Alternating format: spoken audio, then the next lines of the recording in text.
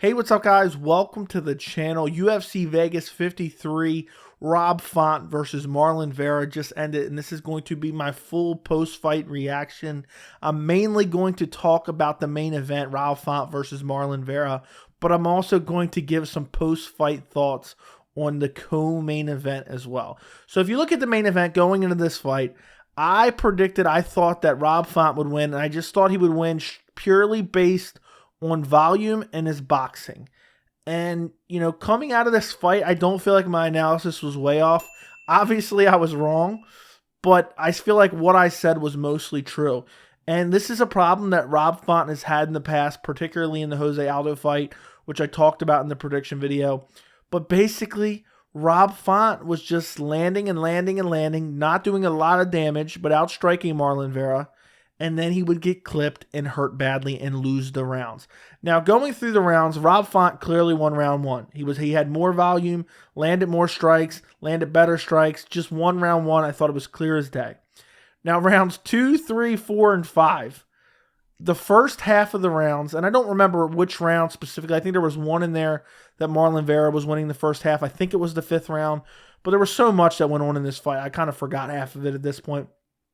But I believe it was 2, 3, and 4. The first half of the rounds, Rob Font was winning with his boxing and, just constant volume, constant pressure, landing jabs over and over and over again, followed by the right hand, switching stances. Chito Vera had some good leg kicks in that first round, as well as all the other rounds, really. Kind of got away from it a little bit later in the fight. But then towards the end of each of those rounds, 2, 3, 4, and I think 5 as well, he would get clipped and hurt badly. At the end of the second round, which was Font's, it was clearly Font's round up until that point. I think there was like 30 seconds left, and Chito hurts him badly with a left hand, I believe it was. He goes face down. Chito looks for the finish, but Rob Font is able to grab one. I think it was a single leg and survive. Third round, the same thing. Rob Font is pressuring forward, landing jabs, landing right hands, mixing everything up, going to the body, gets clipped again, put down, almost finished. And then I think it was in the 4th round. I think he was saved by the bell again in the 3rd round. I'm trying to remember. There were so many times that Rob Font was dropped throughout this fight. I think it was in the 4th round that Rob Font got straight up sweet chin musicked. Front side kick right to the head, drops him. And this round actually really pissed me off because Chito Vera, I felt like could have clearly finished him here. He followed up, landed some strikes, but then Rob Font scrambled, ended up just chilling on his back. Chito Vera just standed over him, like throwing heavy leg kicks, but not even that many, and just kind of waited there and let Rob Font recover. And I don't understand. Eventually, Jason Herzog told them both to stand up. But I don't get why Chito Vera hurt him so badly. I mean, Rob Font, I thought for sure he was getting finished off that sweet chin music. But for some reason, Chito Vera did not want to finish him there. 5th round, Rob Font was just bloodied and battered. Marlon Vera had no damage really on his face at all. And this was a round that early on, Rob Font, this was a 50-50 round early on. Like the other rounds early on, Rob Font was clearly winning with his boxing. This round was 50-50. Marlon Vera, Rob Font was battered, slowing down. Both guys were landing stiff jabs. And then at the end of the round, he landed another kick to the head of Vera, hurt him. I think that was in the last 20 seconds or so. So just as soon as it got down to that 1 minute mark, Chito Vera was like, I'm going to land something brutal. I think it was the second round. It was a knee. I mean, Chito Vera showed that he belongs with the elite of the elite at bantamweight. And this was one of those fights, you can kind of compare it to Paulo Costa versus Marvin Vettori, in the sense that everything that Font threw, even though he was landing good shots and even big shots, it had no effect. Paulo Costa, same thing, was throwing big shots, landing big shots, no effect to Marvin Vettori, no reaction, no real damage. And I cannot believe how many shots that Rob Font landed. And if you look at Marlon Vera at the end of the fight, he really was wearing no damage. And on top of that, as much as Rob Font was landing, you look at the difference in their faces. I mean, Rob Font, I thought at the end of the 4th round, after the sweet chin music and almost the finish, I thought that maybe his corner should have stopped the fight.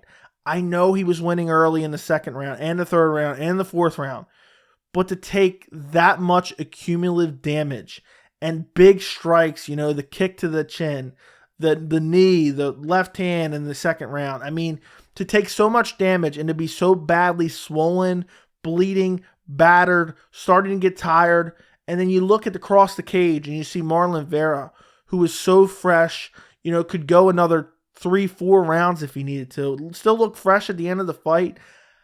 I thought his corner should have thought about stopping it, and I think they were. They asked him at the end of the fourth round, are you okay to continue? Kind of asking him. Jason Herzog was taking a really close look at Rob Font. I mean, he was brutalized at the end of each and every round, and I don't know how he survived. Credit to Rob Font's conditioning, credit to Rob Font's durability, credit to his chin. I mean, I know he's getting rocked, but this is something we saw in the Jose Aldo fight. I talked about it in the prediction video. I have a post-fight for that as well, way back when that happened, I think in December. Rob Font just has an ability to be winning a fight, landing, constant punches, and then he gets clipped and he gets hurt and the fight changes. And that's exactly what Marlon Vera did tonight. Marlon Vera had better kicks, which I assumed coming in that Marlon Vera would have the better kicks. Rob Font didn't mix in the kicking too much. He threw some teep kicks to the body, some leg kicks, but it was primarily a boxing approach in this fight. And he was doing very well. But Marlon Vera kept finding those power shots. You can go back and look. Another fight that I can give an example of, Max Holloway, Dustin Poirier.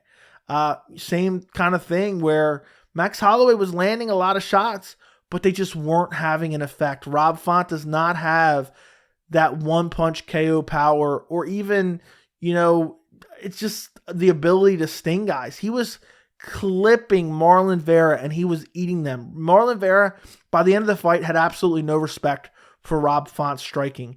And when you go against a guy who's a very good striker himself, and now he has no respect for what you're throwing back at him. He doesn't care if he gets clipped because he knows he's not going to get hurt. He knows he can just walk through it and throw more combinations on you.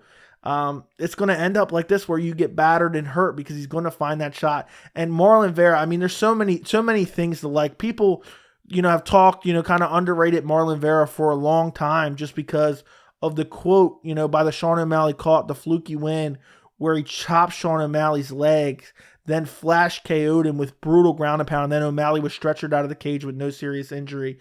People kind of called that a fluke and pretended like Marlon Vera isn't that good. Marlon Vera belongs with the elite of the elite at bantamweight, and he put on an absolute clinic against Rob Font. The stamina is unreal. The durability is unreal. The ability to eat shots and not really have any damage. I mean, I remember Anderson Silva in that second Chael Sonnen fight, or the first Chael Sonnen fight, where he took so many shots, but at the end of the fight, he barely looked beat up. Marlon Vera barely looked like he was in a fight tonight. He had a slight black eye, but the comparison, when you looked at Rob Font's face, I mean, he was swollen everywhere. He was bleeding everywhere. He was cut up everywhere. He had a nasty cut on the forehead. Marlon Vera went out there and just the power advantage and the ability to just constantly inflict damage and power shots on Rob Font. I mean, I don't know what the strike differential was in this fight, but Rob Font clearly had to outstrike him, but it didn't matter because Vera was able to hurt him in every single round. And I can't wait to see what's next for Marlon Vera. You could have the potential Corey Sandhagen fight. I would love that. I mean, realistically, I would love to see Marlon Vera against anybody, in the top 5 at bantamweight, which is where he belongs at this point in time. The Jose Aldo rematch could be there. I don't know if I necessarily want to see that because that's kind of recent. But Corey Sandhagen, I think Merab is hanging out at number 6, which I would love that fight. Piotr Jan, who just recently, I guess he didn't lose his belt recently, but you get the point. Probably not fighting Aljamain Sterling next. The TJ Dillashaw fight would even be fun. There's so many fun fights at bantamweight. It's my favorite division. I think it's the most talent-stacked division. And the way that Marlon Vera looked tonight, he's going to be a hard guy to beat.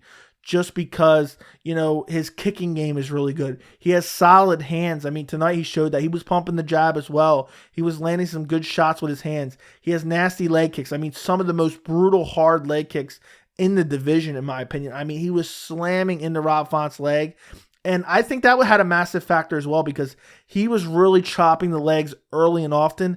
And I think that paid off with limiting the movement of Rob Font in the later rounds and helped him land more shots. And at one point throughout this fight, I meant to mention this as well, he landed a perfectly timed oblique kick. And I think it might have tweaked Rob Font's knee or something. I'm not trying to be Joe Rogan here speculating on the injury, but it was a perfectly placed oblique kick, and it got a reaction out of Rob Font. And Marlon Vera just, one thing, I talk about this all the time on the channel. One thing I look for in guys that I think can be future title contenders as well as a future champion is a guy that continues to improve.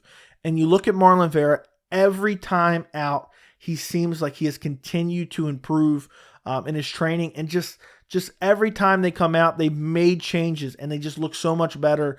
And Marlon Vera is one of those guys. He looked great tonight. I cannot wait to see, the future of Marlon Chito Vera, especially in this stacked 135-pound division. Rob Font, I don't know where he goes from here. He took a lot of damage in the Jose Aldo fight. Now he's taking a lot of damage in this Marlon Vera fight. I think he needs to take some serious time off. I don't think he probably shouldn't fight the rest of the year. It's almost, May now? Yeah, I think he should definitely take off the rest of the year. He's taken a lot of damage. He's been hurt so many times. I mean, he might have a broken nose, broken orbital, a tweaked knee. He's definitely going to have bruises all over the side of his calf and thigh from the heavy leg kicks of Marlon Chito Vera. Needs to take some serious time off. And then, we can see where the division stands when he comes back, maybe next year, early next year, mid next year. But, one thing I didn't even think about when I made my prediction video for this fight, Rob Font wasn't able to put away Cody Garbrandt. And we see where Cody Garbrandt's chin is. I know he was able to put away Marlon Moraes, but, that hasn't necessarily aged particularly well. And it seems like the power differential for him is a big issue at bantamweight, because we've seen it in the Aldo fight. Now we've seen it in this fight. How is that going to stack up with, Corey Sandhagen or a Petr Yan? It's not going to stack up very well because those guys have a different level of power than Rob Font. Rob Font's striking, his boxing in particular, is really good. He mixes it well to the body. His variety of attack, just with his hands alone, is incredible. You very rarely see a guy throw that many different looks with his hands. I mean, he's throwing hooks, uppercuts, jabs, nonstop, ripping to the body, right hooks to the body, left hooks to the body. He's switching stances. Rob Font's hands are very good. But when you have a guy that, you landed 30 strikes on, he lands one, rocks you, and wins the round, it's hard to win fights that way. So I don't know what he has to do here. He's obviously going to take a little bit of a step back in competition now that he's lost his fight to Marlon Vera. But it's a tough spot to be for Rob Font, but I think he needs to take some serious time off. Okay, now let me know your thoughts in the comments down below, but let's move on to the co-main event, which is really the only other fight that I'm going to talk about here on this post-fight video. And don't forget to like this video if you enjoy these post-fight videos. Andrei Arlovski defeats Jake Collier by split decision. One judge had it 30-27 for Jake Collier. Two judges had it 29-28 for Andrei Arlovski. And, I very rarely call a fight decision a robbery, but this was an absolute robbery against Jake Collier. I don't know what the judges were looking at in this fight. I thought Jake Collier should have won 30-27. Second round, I think it was the second round. It might have been the third, but I think it was the second round. Was kind of close, but I thought it was clear as day. All three rounds went to Jake Collier. He was landing the harder strikes. He was controlling Arlovski against the cage. He took Arlovski down multiple times. There was a couple moments where there were clashes of heads, but both guys were at fault. So I don't know. Arlovski was complaining about it. Then Collier was complaining about it. Both guys were dipping their heads. Both guys were at fault. But for me, Jake Collier landed the more damaging strikes, the heavier strikes. I feel like he landed with more volume. He had the takedowns. I don't remember what happened in each of every single, all three rounds. It's hard to remember after watching that main event. But Jake Collier should have easily took 3 rounds here. Definitely 2 rounds. There's no doubt about it. This was a disgusting display of judging. And, I feel like this is almost worthy of a dedicated video just talking about judging in general. Because there's going to be no accountability. We're not going to hear anything about this. Somebody needs to be fired for this. And you have to let me know in the comments, because I'm always open to the possibility maybe I saw it wrong. It seemed like everybody in the live stream agree with me, but who knows? Let me know down in the comments if you agree with me on that. But Andrei Arlovski even knew he lost this fight. Going to the decision. His corner told him going into the third round, you need to finish here. You lost rounds 1 and 2, and he didn't even win the third round. So I don't know what needs to be done here. There's nothing the UFC can do. This is the Nevada State Athletic Commission. The UFC really has no say over that. But the Nevada State Athletic Commission is not going to do anything. They're not going to hold anybody accountable. We're not going to get an explanation.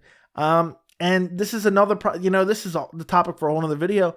But these fighters get paid to show up and they get paid to win. So half their money is for showing up for the fight. Half their money is for winning the fight. And Jake Collier should have left with 2 checks.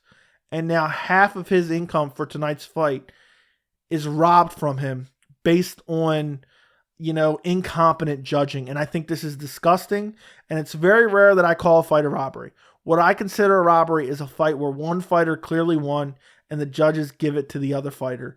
And this was clearly a robbery in my opinion. I have to go back and rewatch it. And maybe I'll update my opinion. But live, one watch, this was disgusting. The judges need to be held accountable, but they're not going to be. And somebody needs to answer for this. And the UFC should pay Jake Collier anyway. I know that's easy for me to say. I'm not the UFC. I'm not the one writing the checks. But they should pay the guy. The guy clearly won. Andrei Arlovski lost this fight. He knows he lost this fight. And for me, while this had some action in the fight, we'll talk about the fight a little bit, I didn't enjoy this fight at all. I mean, it was the technical ability of both guys was not particularly good, in my opinion. It had no relevance to the division. Arlovski kind of threw combinations that never landed.